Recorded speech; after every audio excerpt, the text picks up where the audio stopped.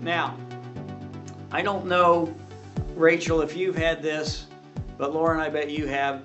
Have you ever had a buyer go to a house and write an offer there in the kitchen, or go right back to your house and immediately write an offer?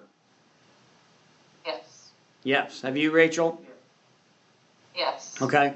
Now, you love that. But the problem is, very often, you're forgetting about the sales disclosure form. And they don't have one in the house because they were smart and they made it part of the MLS. But you are writing this.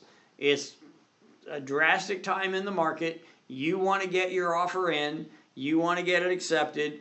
You write the offer. It's an awesome offer. The seller sees your offer. The seller says, oh my God, we've got to accept this. And they sign it. And everything has been accepted. And the next day, the two brokers go, oh crap, we didn't do the sales disclosure form. Okay? Now, is that a deal killer?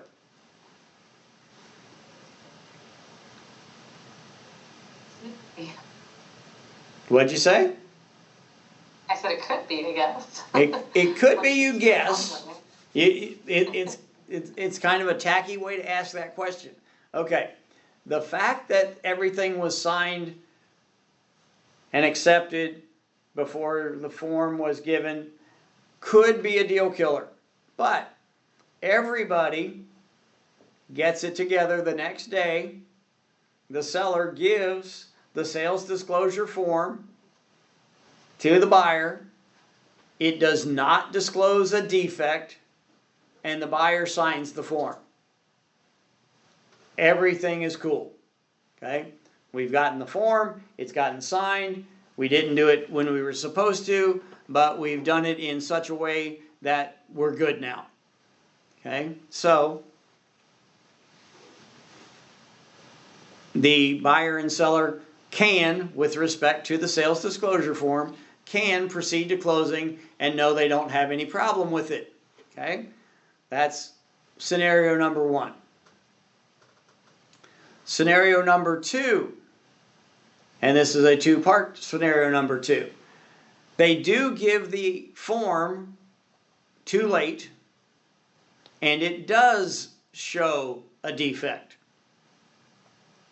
Or they gave the form properly before, but now the furnace has gone out.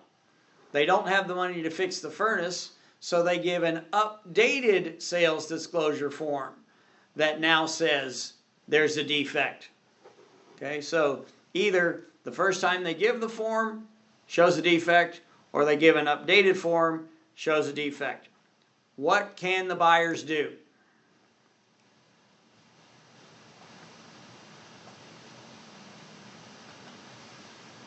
Well, maybe do an addendum to the purchase agreement that states something about that. Or they probably could, asking the seller to fix it. I don't know. Okay, those are some things that are accurate. Okay, you have any thought, Rachel?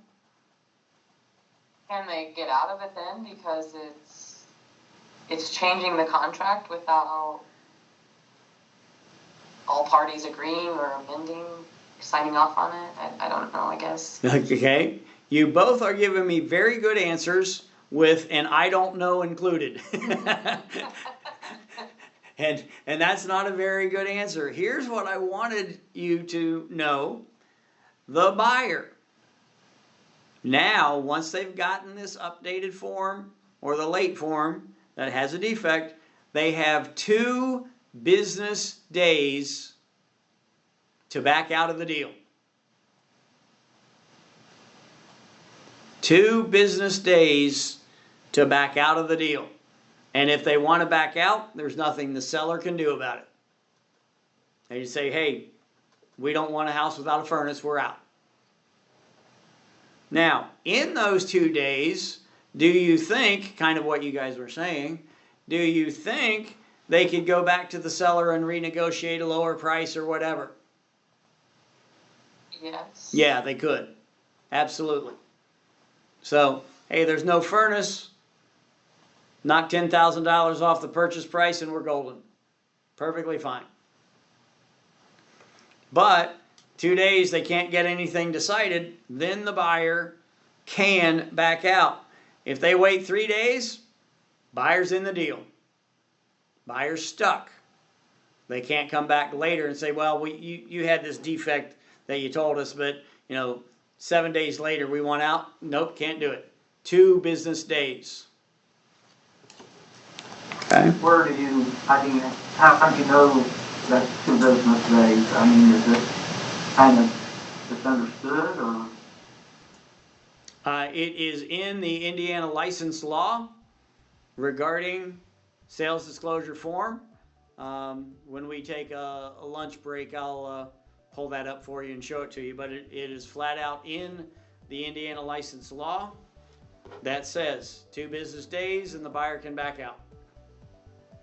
It's nowhere in the purchase agreement, but it is not understood. It is flat out in the license law. Does that get you what you need? Yeah, that makes sense. Okay.